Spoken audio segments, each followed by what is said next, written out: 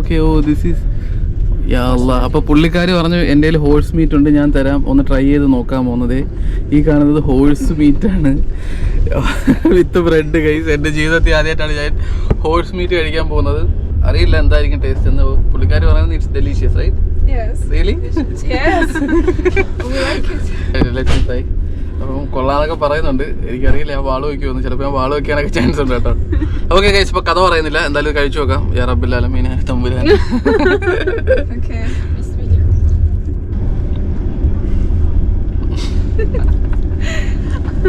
It's okay because first time eating. So ഇത് കറിയൊന്നും അല്ല ഗൈസ്, വെറും ഇറച്ചിയും ബന്നുമാണ്. അതുകൊണ്ടാണ് എനിക്ക് ഇത്രയും പാട് കേട്ടോ.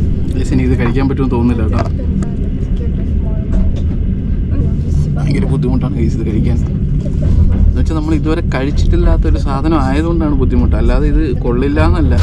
ഭയങ്കര സോഫ്റ്റ് ഇറച്ചിയൊക്കെയാണ്. പക്ഷെ എനിക്ക് ഇങ്ങനെ ആലോചിക്കുമ്പോൾ കുതിരയുടെ ഇറച്ചി ആലോചിക്കും.